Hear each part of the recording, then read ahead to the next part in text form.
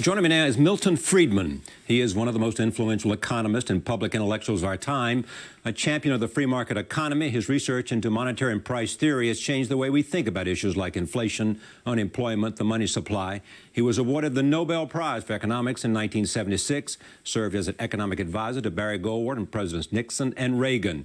He and his wife Rose have also been tireless advocates for issues such as drug legalization, Social Security reform, and education, especially school choice and vouchers. This year, they celebrate their 50th anniversary of his idea to create school vouchers.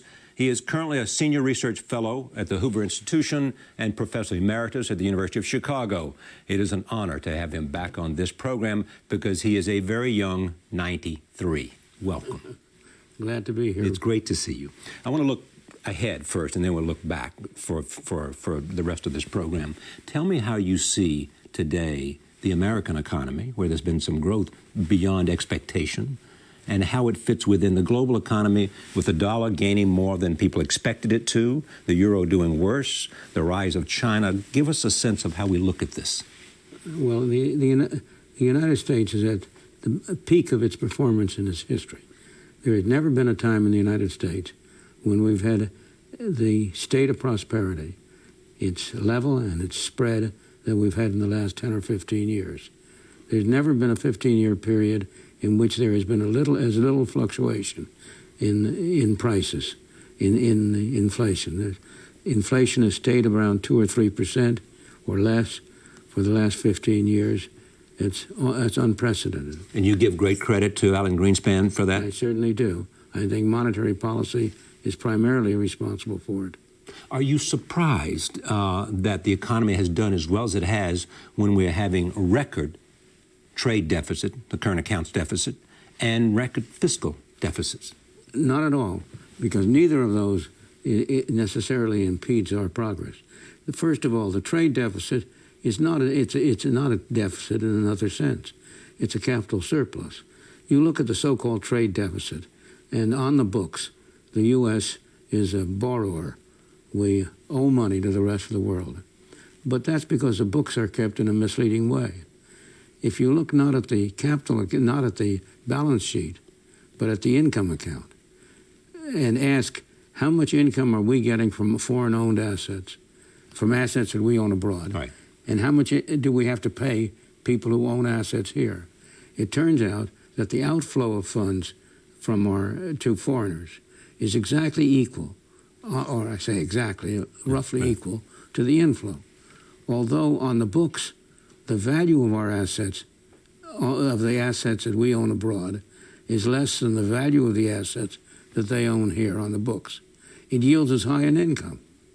But there are constantly people making this argument. We don't save enough, we borrow too much, and we consume too much. On the other hand, countries in Asia especially, which have a lot of American dollars, lend, don't spend, and they're in a better position than we are. Well, but the statement that we don't save as much is because we measure savings not by these income flows.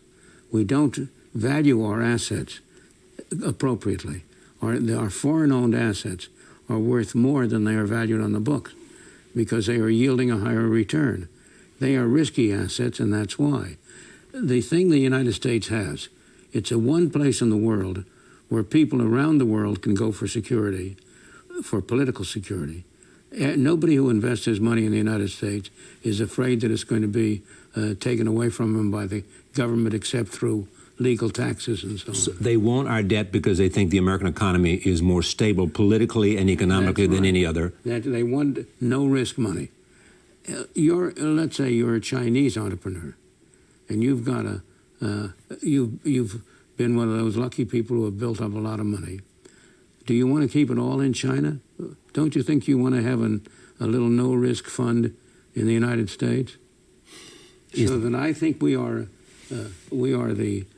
a market for people who want no-risk funds. Okay, but there are many people who will argue that it's great danger for us that South Korea and Japan and the United States and Taiwan hold so many American dollars because if they become disenchanted, they might dump it. How would they dump it? They would sell it back. Sell what? The interest, the debt that they have, the dollars they have. To whom would they sell it? Your point is that there's no buyer. Well, there are buyers. Of course, there's always a buyer. At what price? But wouldn't that be destabilizing? Who would lose money on that transaction? Wouldn't that be destabilizing? Wouldn't that suggest a lack of confidence in the American economy? Yes, it might. But the people who would lose by it would be the foreigners who held that and who dumped those dollars. Well, then are they in a frozen position then, so that they have no flexibility? They're not in a frozen position. They're in a position they want to be in, because that's why they're holding these assets, because they are free of risk, of political risk. What happens if they would allow... And in general, let's suppose foreigners start dumping their assets here. They would dump them at distressed prices. They would have low Once prices. it started, this line would begin. And who would buy them? The people at home here, the people in the United States who had confidence in the United States. So what you would have would be that the assets would go from weak hands to strong hands. It isn't going to happen because there's no reason for foreigners to dump the dollars. But nothing is certain, is it? I mean, certainly in economics. Of course not. Nothing is absolutely certain. But you can be pretty damn sure of what's likely to happen and what isn't. What might argue the other side? What might cause someone to say, we're holding too many dollars and we don't think it's healthy? There's only one thing that would cause them to do that, and that's if we engage in an inflation. But if our monetary authority lost its good behavior and started to print too much money, that might do it. But that's not going to happen. Some argue that the dollar has been stronger because American interest rates have gone up, and that has put greater added strength to the dollar. Do you see it that way? Yes, that has been a factor that has added strength to the dollar. But the dollar was rising before that. The dollar is fundamentally a strong currency. And the euro is fundamentally? It depends on the occasion. Right now, it's getting back to where it should be. It's been too strong a dollar. It's been overvalued. The dollar has been undervalued, and the euro has been overvalued. And that's changing in the recent months. And that's right. And you think that's a long-term trend? Not a long-term trend, but it's a medium-term trend. Medium is what, 6 years, 8 years? 10 years. 5, 10 years, right. When you look around the world, what is the impact of the growth rates in China and India on the rest of the world? It's all to the good for the rest of the world. If we are better off if we have prosperous partners than if we have poor partners. Whom do we want to deal with better? Whom would you rather deal with? Someone who has no money and can't buy your stuff? Or someone who's pretty well off and has something to sell? So you'd rather deal with China than North Korea? Absolutely. And there's no political instability? At the moment. Yeah. After all, there's a fundamental problem in China. You have a economic area that is developing in a free market way. You have a political system which is fundamentally collectivist and authoritarian. And those two clashed at Tiananmen Square, and there will be future Tiananmen Squares. Those two are incompatible with one another. Yeah, and you have argued that they ought to grow together. They ought to go together. They will go together, I believe, one way or the other. Either, you see, if China rejects the free market pattern, it faces the fate of North Korea. If on the other hand, it moves increasingly toward a free political society, toward human freedom as well as economic freedom, freedom of speech, freedom of assembly, all of the things we praise, we cherish and value. Yeah. Right. Now, do you believe that, because I recently read an article in Foreign Affairs magazine where two professors tried to argue against the idea that free markets encourage political freedom? Free markets tend to lead to political freedom. Is it inevitable? Well, it's partly you have to be careful about what you mean by political freedom. For example, consider the case of Hong Kong before the Chinese took it back. They had complete economic freedom. No tariffs, no restrictions on imports. They're absolutely complete economic freedom, low taxes. On the other hand, they had zero political freedom in one sense. They had civil freedom. They had freedom of speech, freedom of talk, all of those. But they could not vote. They were a colony. Britain, the homeland was Britain, right, and Britain was running Hong Kong. But it ran it in a free market way. It gave it complete freedom.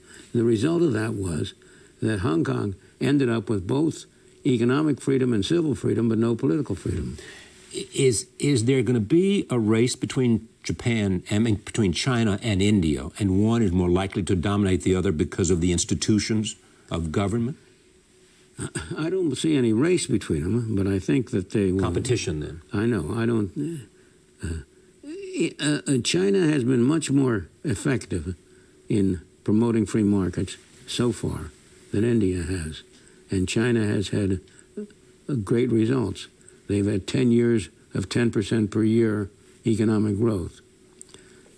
India is coming to this late.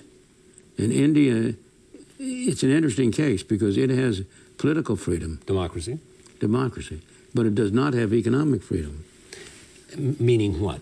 Economic freedom meaning that there's government control of the economy, a kind of command economy. Absolutely. It's a very... I spent a month or so once in India. This was 50 years ago, 1955, just exactly 50 years ago. I was there supposedly to serve as an economic advisor for the Minister of Economics, Economic Finance Minister. And I wrote my evaluation in which I said in the paper that was not published until 40 years later, that India had tremendous potentials, but it was wasting them, throwing them all away, dissipating them by its government controls. But they have government controls in China.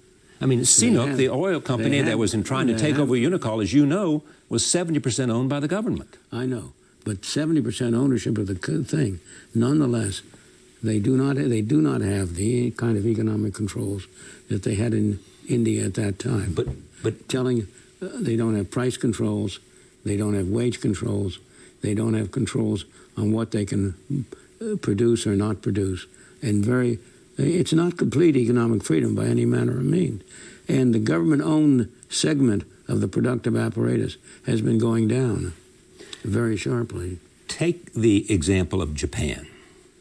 Right around 1999, 2000, you said Japan's coming back in the next several years. It hasn't come back as fast as you imagined at that time. That's right, but it's been coming back. And you think the future for Japan today, as it's beginning to show some muscularity in its economy, is what? Future for Japan is pretty good, but the fundamental difficulty Japan faces is that it has a very low birth rate, has no immigration, essentially no immigration. Its population is going to go down sharply. And so it's a new thing to observe when a wealthy country starts losing population. What's going to happen to it? But what about China? They had a very strict birth control policy. Yes, they do have a very strict birth control policy. But China, nonetheless, is not losing population. It's a young country. In Japan, it's getting to be an old country. That is, the number of people below the youngsters are getting fewer relative to the old people. Is there no impact? China, with its aggressiveness around the world in terms of economic aggressiveness, it is now competing with the United States to sew up energy sites and all of those kinds of things. And that's wonderful. Competition is good wherever you find it. It's good, absolutely. There's no other way in which you get economic improvement. And efficiency. Absolutely. And productivity. And productivity, right. Yeah. If you look now at oil. You see, look, people worry about we lose workers, they say, to China, that we go and get China. Yeah. But they don't look at what happens back here. If you look at the United States, we have the income per capita is higher than it has ever been in our history. The stability of the economy is greater than it has ever been in our history. We really are in remarkably good shape. It's amazing that people go around and write stories about how bad the economy is, how it's in trouble, how its foreign debt is going to kill it, or its domestic deficit is going to kill it. Neither one is going to kill it. The domestic deficit is a bad thing if it reflects an increase in government spending, which it partly does. The real problem with government is not the deficit. The real problem with government is the amount of our money that it spends. How do you feel about the fact that George Bush, the President of the United States, has increased government spending more than Bill Clinton did? I think that's terrible. On the other hand, I approve his cutting the debt and taxes. Yeah, but you have said, in fact, you have never seen a time when you want to see taxes cut. No, that's right. What is magical about cutting taxes? Holding down government spending. What's really magical is holding down government spending. But it doesn't happen. Look at Ronald Reagan, your great friend. He cut taxes and spending went up, military spending especially. But he also brought inflation down. He laid the groundwork. The improvement in our economy dates from the Reagan era, and it dates from the fact that we entered Reagan's era in 1980 with an inflation rate in double digits, 10 and 12%. We had come through the 70s, which was a period of stagflation, right, in which you had high inflation and high unemployment. 20%. Well, overall inflation never went to 18 or 20%, but some special parts did, and interest rates at some points did. Right. And then Volcker came in, or had been in, but became chairman, and changed policy. And Volcker and Reagan between them, no other president in my opinion, would have stood behind Volcker to hold down and break the back of inflation the way Reagan did. Ronald Reagan had the political courage to take the pain. His standings, his polls went way down. Yeah, and everybody says, though, if you're going to have to do something like that, do it at the beginning of your administration rather than at the end. That's right. And he did do it at the beginning.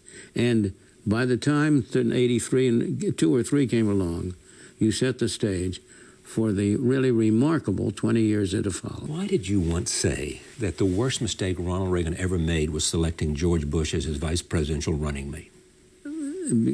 Because it was. Well, no, that's not an answer. As you would say to your class, that's not an answer. No, you're right.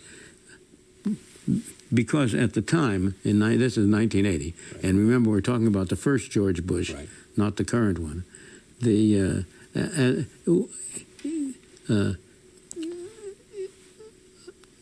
In his campaign for the primary campaign for the presidential nomination, he dubbed economic policy voodoo economics. Right. He was against what Reagan wanted to do. So-called supply-side economics and things like that. That's right. He said that was voodoo economics, and it wouldn't work.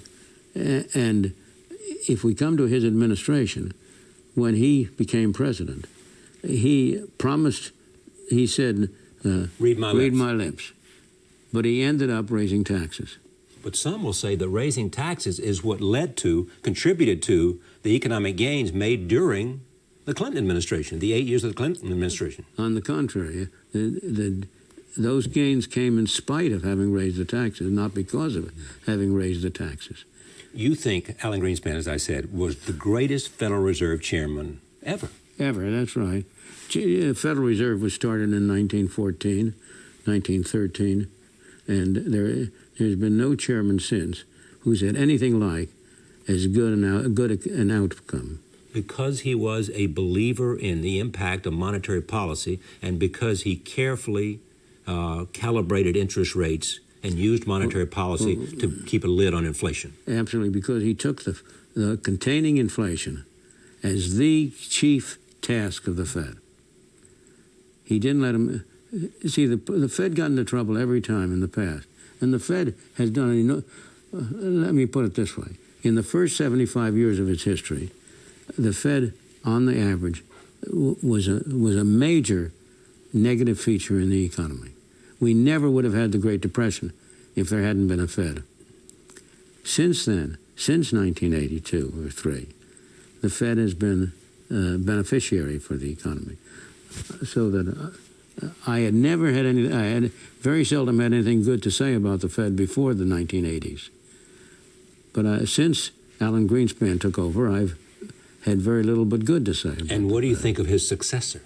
I think his successor is a very able man, and he, like Greenspan, takes keeping stable prices as the major function of the Fed.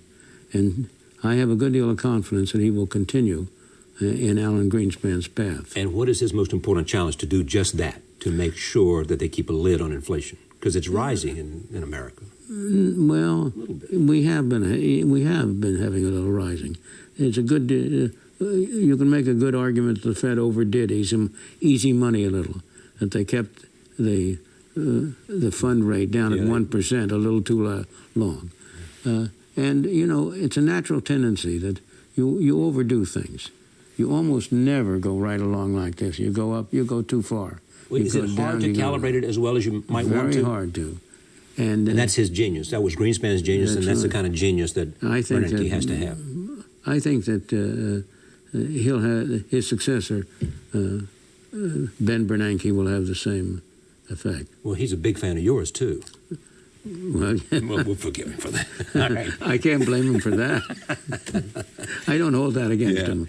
You mentioned immigration. You're an immigrant.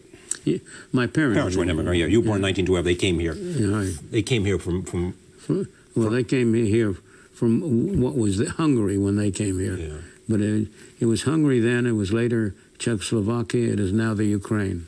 Some worry that in the aftermath of 9/11, two things are happening. One is that we're keeping out some people that could really contribute to the American economy and the American way of life in the way that your parents did and you have and your kids have. I think that's true. I think the immigration problem is a very difficult problem, and there's no easy answer to it. At the time my parents came, the U.S. had completely free immigration. It had come in from all over the world. Right. You can have that, and we should have it if you did not have a welfare state. If you have a welfare state and you have welfare arrangements so that people come for, not necessarily to make a living, not necessarily the way our parents and your great-grandparents did because they saw better opportunity here. But if they come to feed on the state, as it were, you cannot have completely free immigration. In principle, I'd like to see free immigration, but you can't do it in a welfare state. Are you more libertarian than you are Republican? I always say I am Republican with a capital R and libertarian with a small L. All right. I want to talk about some big questions here beyond the specific. You think this American economy is in good shape? You think the dollars can continue to be strong? You think the productivity and the American economic model is still to be the most admired in the world? You think the economic machine that is America continues to be strong? You're not worried about whatever shift that might be taking place to Asia? You think that's good because it'll make for a more competitive environment? All of that is where you are. That's right. And you have never seen a tax cut you don't like. Right. Right? And there's way too much government spending and way too much government power, even for your taste, still in 2005. Absolutely. All right. Did you win the great intellectual battle, as sort of coming out of Chicago, and the conflict with, say, John Kenneth Galbraith in the area of sort of public intellectuals, and the conservative movement? Did you win that great struggle that began, say, with you and then Barry Goldwater and then Ronald Reagan and continues through George Bush, 43? We won it, sure, in the intellectual realm. Because you made what was a minority position the acceptable position. It's the acceptable position in words, yes, but not in practice. And moreover, the fall of the Berlin Wall did more than any books that I or anybody else has written to persuade people that that was not the way to run an economy. Look at what's happened to asking about the intellect, whether we won the position. Socialism used to be defined. It's defined today in any dictionary as government ownership of the ownership and operation of the means of production. Does anybody believe that anymore? that's the definition of socialism, or that's what so, or that's a better system. I don't think anybody believes that's a better system. Anybody believe that that's a better system? Yeah, Fidel today? Castro, but who else? Very few. Right. Right. Is there any Nobody in Russia believes it. Nobody in Russia believes it, and Russia isn't run that way anymore. Yeah. There's no country in the world that is run that way, except for Fidel Castro, North Korea. North Korea and Venezuela, maybe. Well, Venezuela not yet, but it's on the way. All right. So in that sense, we've won the intellectual battle. On the other hand, if you look at practice, what do you observe around the world? That in this respect, practice has improved enormously in the countries that were formerly under the Soviet Union. That it's improved enormously in East Asia with South Korea, with China, and with others. But if you look at the West, what used to be called the West, if you look at practice has improved in Britain, but if you look at the continent, Germany, France, Italy, at the United social States, model is of a primacy role for the state, is what it is. I mean, it's a very and that role for the state has been growing and not declining. Even though it's one of the great questions in Europe today, the re-examination of that model. And some people say that model has to be ruptured.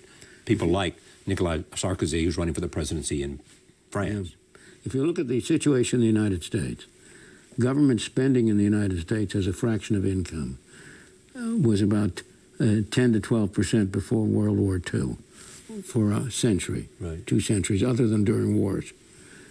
Since the war, it was about something like 20 or so percent in 1946, 7, 8. It rose steadily to 40% when Ronald Reagan came into office in 1980. 40% of the income. Of the national income. Right. That's by both federal, state, and local governments. And since Reagan was here, it's been horizontal. It's stayed at around 40% or a little under. So that what has it done from the time that President Bush, President Bush, took office and today? It's gone up. Gone up? Yeah.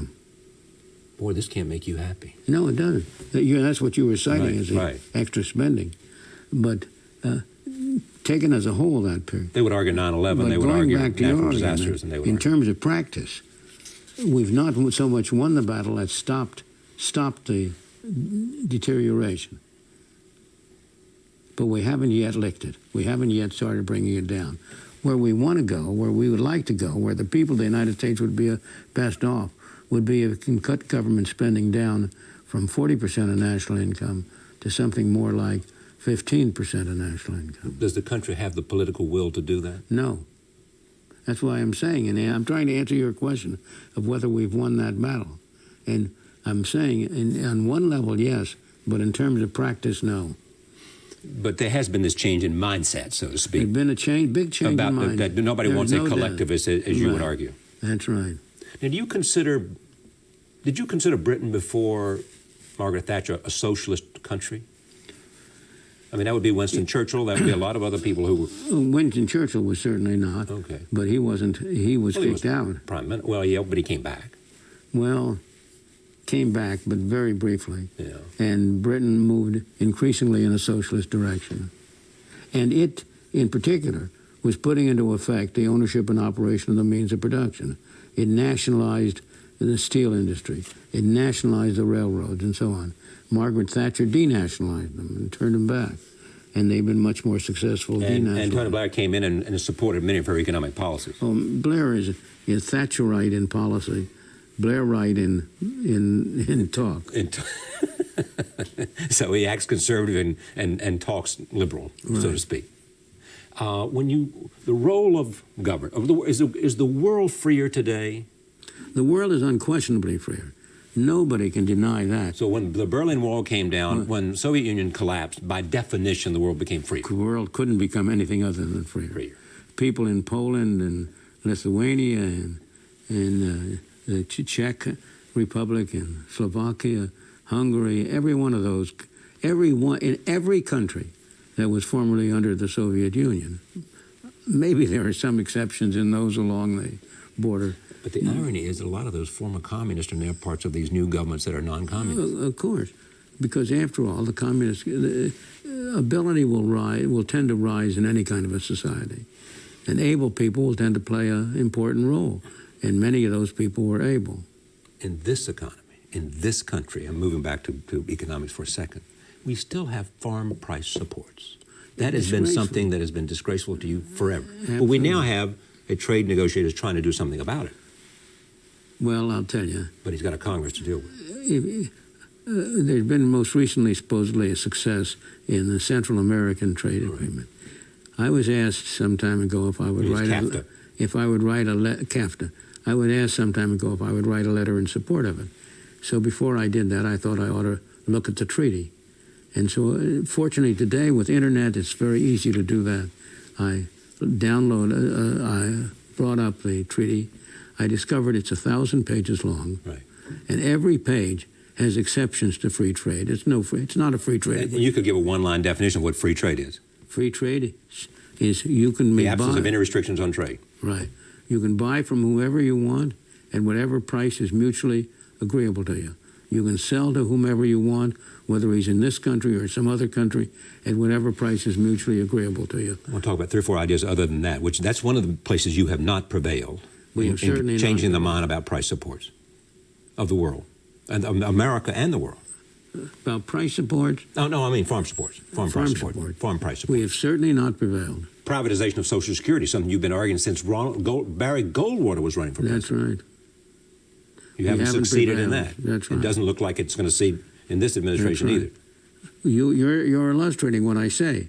When I say we've prevailed in the mindset, but not in practice. Okay, let's continue down the list. You want to see drugs legalized. That's right. Still do. Absolutely. Treated like alcohol and tobacco. Right. I think what people I know involved in the world of drugs say? I mean by that, people who are trying to do something about our addiction to drugs, and they say it would lead to the destruction of so much human life that it would be awful. And what's happening now is leading to the destruction of so much human life that it's awful. How do they justify the United States causing thousands of deaths in Colombia, in Latin America? Because of our demand for drugs. Because we cannot enforce our own laws.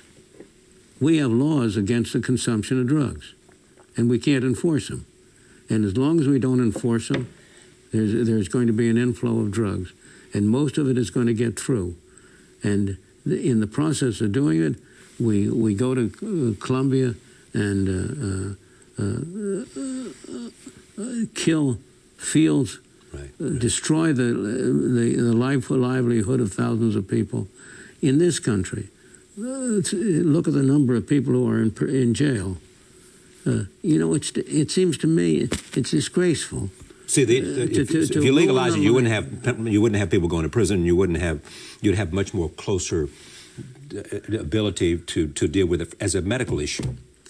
Absolutely. As we deal with tobacco as a medical issue, or alcoholism as a medical issue. No question that more lives are lost from tobacco than come closer than any of the drugs. Alcohol kills more people a year.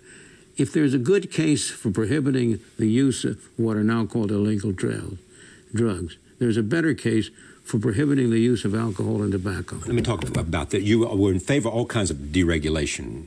Has airline deregulation worked for America? Yes. It has. It's brought fares down.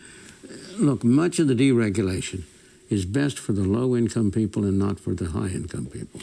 Airlines are less attractive as a way to travel for you and me, but it's more attractive for the great bulk of the people. Okay.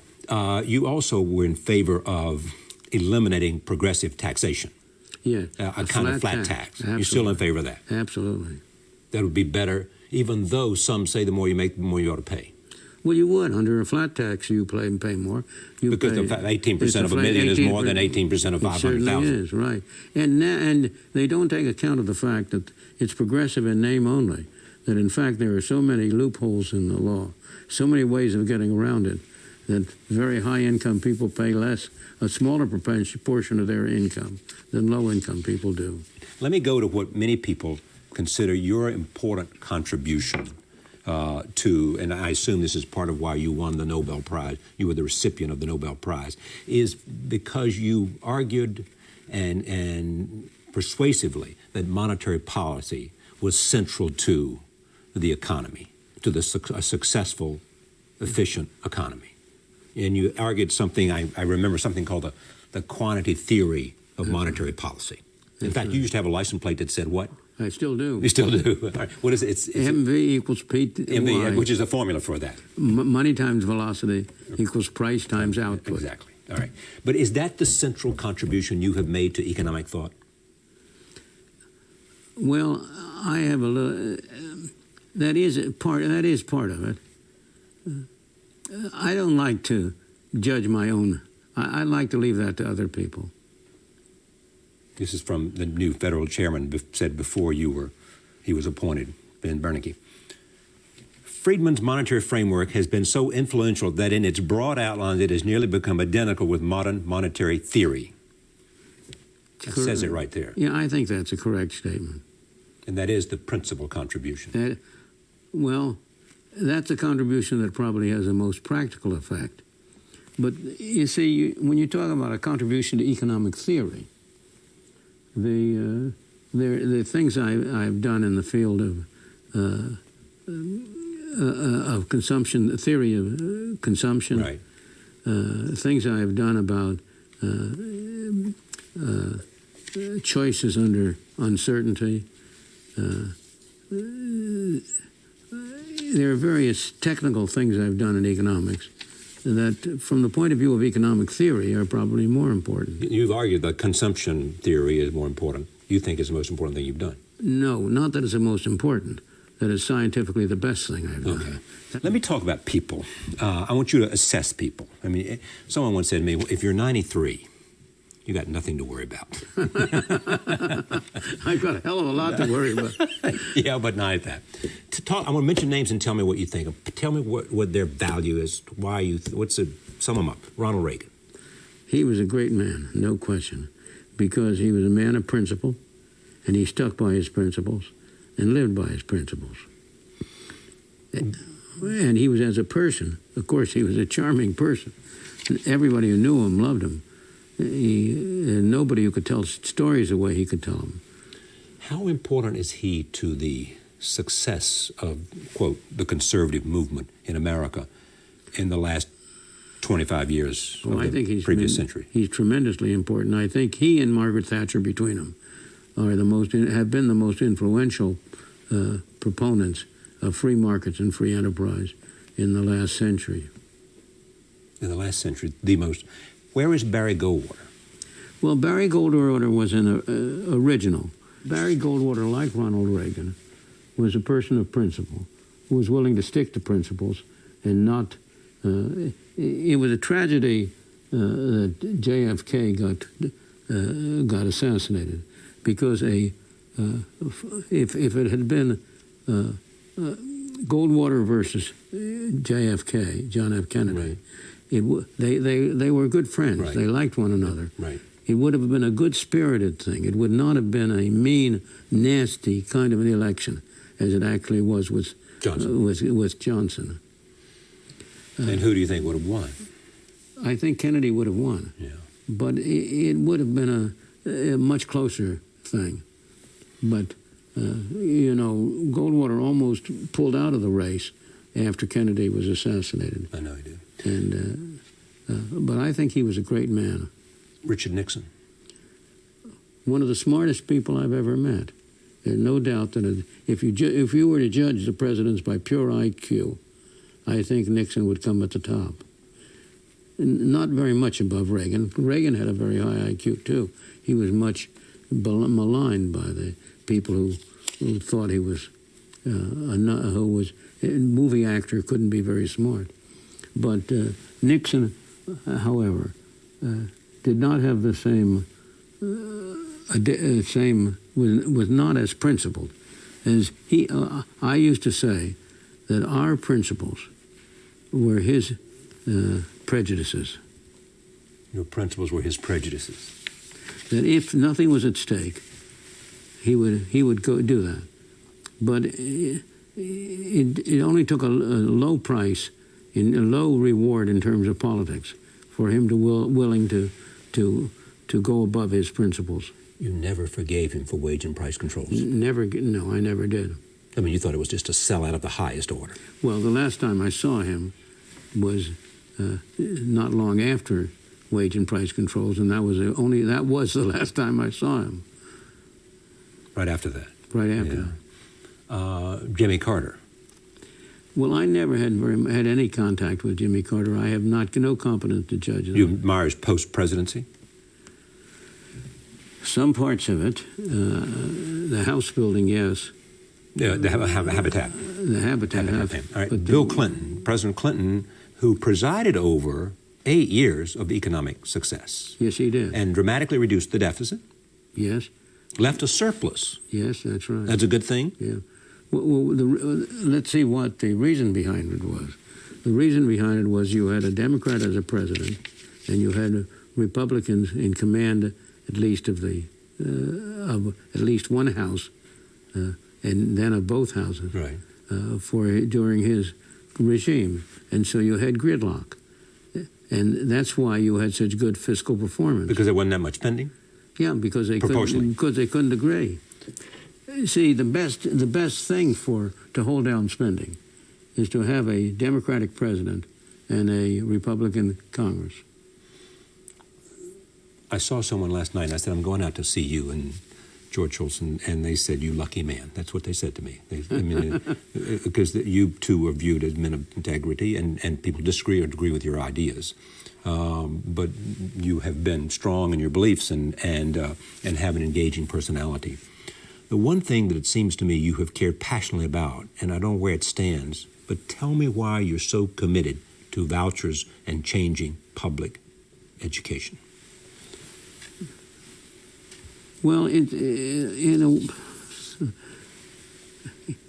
I'm no more committed to that than I am to 100 other things. Oh, really not? I mean, I thought that was sort of one of that was the top of your list. But it's one thing in which I happen to have gotten involved and in which I see some chance of doing something.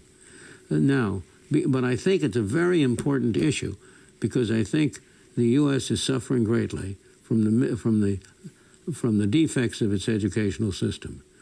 We have a system in which a quarter or more of the youngsters never graduate from high school. We're creating an underclass by the defects of our educational system. And it's not and the reason for those defects, the fundamental reason for those defects, is that we have a government monopoly, that something like 85% of our kids go to government-run schools. No competition. No competition. It's a monopoly, and it's a monopoly that's been taken over by the teachers' unions, which have tremendous influence. Probably the strongest political force in the United States today are the teachers' unions. Something like a quarter or so of the delegates to the Democratic presidential nominating convention were members of the. How many? I think about nearly 25%. It may be a little less than that. I won't say, but a very large fraction. And it's so obvious how you ought to cure it. As after all, what government wants to do, in this case, is a valid function of government, is to promote education. It doesn't want to promote buildings. It doesn't want to promote schools. It wants to promote schooling. Well, if you're going to promote schooling and you're going to spend money, if you're going to subsidize it, you ought to subsidize the school, not the schools, but the students. Instead, we subsidize schools. Look at it in general. You want to subsidize anything. Do you want to subsidize the producers of that thing or the consumers? If you subsidize the producers... Teachers. The teachers, the schools. Right. Yeah. Suppose you want to give people food, subsidize food. Do you want to subsidize the grocery stores, or do you want to subsidize the people who are going to eat the food? See, food stamps are a form of voucher. Right. But they don't. You're saying subsidize the people who use the goods. Absolutely. So you'd subsidize food stamps, subsidize the people who need the food, buy the food. No. With the food stamps, you are subsidizing the people who buy the food. That's what I mean, people who buy the food. Right. And you're not subsidizing the grocery stores that sell them. And in choice, you are subsidizing, and in vouchers, you're subsidizing the people who are getting the education, rather than the people who are providing the education. You should be, but we are, in fact, subsidizing the people who provide the education. We're subsidizing the schools, not the students. And the schools can choose their own students. They have a monopoly, mostly by, as you know, by geography. And the way to introduce competition in schooling is to say, well, look, the government is willing to spend $10,000 a year on each child for schooling. Let's give each parent a voucher, not necessarily for $10,000, say for $5,000, because we know that anything government does, private enterprise can do for half the cost. And moreover, it's a good thing for parents to have some responsibility too. And so suppose you gave every parent a voucher for $5,000, $6,000, something of that order of magnitude, and said you can take this and go to school, any school you want. If you take it to a government school, they'll take it as full cost, full tuition. If you take it to a private school, it'll be $5,000. And if they charge more, you'll have to pay that extra. If they charge less, we'll put that money in a fund for use later on for college. If you did that, you would change the character of the education. Why do you think it's failed? Because of the power of the teachers' union? That the idea of reforming there's education? No doubt that it's failed because of the power of the teachers' union. Every time we've tried a public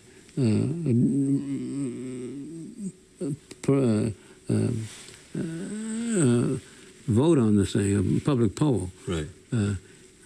Your side wins. No.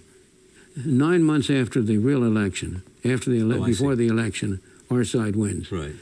At the election time? It loses. Okay. In between times, the teachers' unions throw out millions of dollars and make all sorts of wrong and false statements. They misrepresent the situation, and they're tremendously successful. What do you think has been, and where have you changed your mind? Where has Milton Friedman said, I was wrong? Well, or I changed my mind, new evidence makes me look at this in a new light? Well, I'll tell you one place. I used to believe that there was some virtue of an antitrust action. I used to believe... Breaking up giant. And now I don't really believe it. I believe now that the antitrust actions have on the whole done more harm than good, and that the only place where you have real monopolies is where government provides a monopoly. So we look at AT&T, or you look at IBM, and well, they didn't win that one, though. That was the courts that didn't win that. Yeah, well, the AT&T was broken up, and it was a good thing that it was broken up. But the AT&T, most monopolies can prevail only because government supports them. The teachers' unions have a monopoly because of government laws that are favorable to the union. Is that because humankind's initiative is to be free and to be competitive? I think that humankind has a... well, it's hard to say what humankind's initiative is. Yeah. Instinct is, though. Don't you believe I believe that people want to be free. Yeah. I believe that people want to be responsible for themselves. That's what gives them the most satisfaction.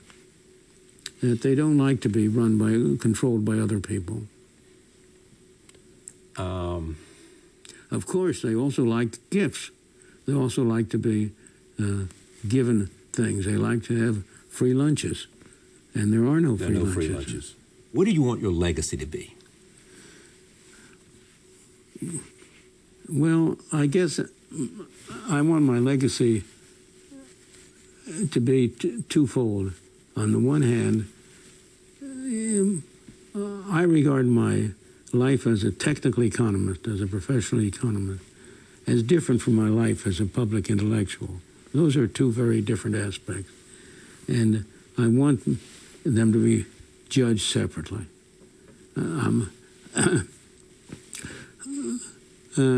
When I was asked, when I received the Nobel Prize, I learned of it by an accident. That is, not through official channels. Normally they give you a call or something. Okay. Yeah, they give a call. But in this case, I wasn't home. He gave a call. I was on my way to Michigan to engage in propaganda for a tax and spending limitation amendment to the Michigan Constitution. And we had the group that I was going for had a press conference in the Detroit Athletic Club. And we came to the part, I flew in, we came in a car and drove in, and as I got out of the car, we were surprised that there was a big crowd there. We didn't think we were going to draw anything like that number of reporters. And the reporter stuck a microphone into my mouth and said, "What do you think about the prize?" And I said, "What prize?" Because I hadn't heard anything. And one of the things he said, what do you think about, is this a high point of your life? Is this a great achievement of your life? And I said, I want to be judged not by 8 or 9 people in Sweden, but by the economists 25 or 30 or 50 years from now, whether they still find my work useful. That will be my great desire. So that's one aspect of my life that I would like to be legacy, which really it's hard to recognize, but it's really independent of public policy. But the other aspect of my life is that I would like to believe that I will be judged to have contributed to human freedom. That freedom is a great objective. Now, if you ask me, why do you believe in freedom so much? I don't really know. But somehow, what I want is human freedom, for people to be free to talk to one another, to deal with one another, to love one another or hate one another. And that's what people don't really recognize, that's the great virtue of the free market, of the private market. It enables people who hate one another, who don't speak the same language, who would fight one another if they had the chance, to cooperate together economically. We were able to deal with China when China was a communist state. Even though we thought that was a terrible arrangement, we could still cooperate. And that's what markets enable people to do. They bring freedom with them. Thank you for doing this. You're welcome. Well, I can say one other thing you might say. You had the good sense to choose a wonderful partner some 63 years ago. Oh, 67 years 67 ago. years ago. Your wonderful wife. I agree with you. Friedman. Thank you very much. Thank you. Milton Friedman, we are in San Francisco. Interesting that Milton Friedman lives in this city. I'm pleased to have him on this program, and thank you for joining us for the hour. Milton Friedman, by far, is my patron saint of economics. I have a few takeaways from this. One was just observing his confidence that the Fed would target inflation. That all ended after he passed away. Janet Yellen came in under the Obama administration and did not target inflation, and Jerome Powell has not done a very good job either. Another thing I noticed between Milton Friedman and Thomas Sowell, I think if you keep your mind active thinking about economics, you will have longevity. I know correlation isn't causation, but I tend to like to think that. Another one that was interesting to me, China really isn't playing out according to Milton's expectations. He thought with more capitalism, more free trade, more business-minded thinking, that they would have greater levels of freedom in their economy. However, I think it's still quite early, and things have a long time to play out. Things move slowly on the political front in China. I'm still hopeful things will change, and things will be less restrictive for the people. The other thing is he was talking about the world's reserve currency being the United States dollar. Of course, we know about the petrodollar. All oil is traded in US dollars. The Chinese definitely want the yuan to be the world's reserve currency. And I'm not so sure if the US dollar can maintain its world reserve currency status at its record spending and record US dollar printing that's going on right now. Inflation is not good. And then that leaves Bitcoin. And when you see major institutional investors like JP Morgan and Fidelity and Bank of America gobbling up all the Bitcoin they can, and you see major corporations like MicroStrategy buying up tons of Bitcoin, and then you see ETFs like ARK buying up Bitcoin, it shows you the direction things seem to be going. So it's a very interesting hedge. And with the finite amount of Bitcoins, realistically, there's only about 14 million Bitcoins out there. It is definitely the least inflationary asset you can find. Thank you so much. If you made it to the end, type in MF number 1 in the comments for Milton Friedman. Hey, we're at 47,000 subscribers. We're almost at 50K. Keep sharing out these videos. And please hit the subscribe and notification bell so you know when the next one comes out. I have some really interesting stuff along the way. There's one coming out with Thomas Sowell, a very early interview where he's just swearing mad. It's a treat. I don't think it's anywhere else on YouTube, and you guys are going to love it. I truly appreciate all your support. Thank you so much. A number of you have been asking for merchandise, so if you haven't seen it yet, go ahead and click on that store tab. And we have several t-shirts, sweatshirts with Thomas Sowell, Milton Friedman, and the Basic Economics logo. We'll have some more stuff coming out soon, but check it out. It's another great way to support the channel and get some cool gear. As always, I have some great referral links in the description. I just wanted to go a little bit more detail on the American Express offers. If you sign up for the American Express Cash Magnet card with no annual fee, once you spend $1,000, you'll get a $200 statement credit back. And after that, you don't ever have to use the card again if you don't want. It's an easy way to get 20% back. The other one is the Amazon AMEX cards. And you can apply for both, by the way. If you're a Prime member, upon approval, they will give you a $125 credit to your Amazon account. You don't even have to spend $1 on the card. If you're not a Prime member, you'll get a $100 credit on your Amazon account. These are business cards, but basically anybody can say they're a business. If you sold something on eBay, you're a business. So go ahead and apply. It doesn't even take 10 minutes and get your Amazon credits. And again, you don't even have to ever use the card again. It's upon approval, no annual fees. Thanks again for all your support. I couldn't be more appreciative. We're almost to 50K. Let's get there.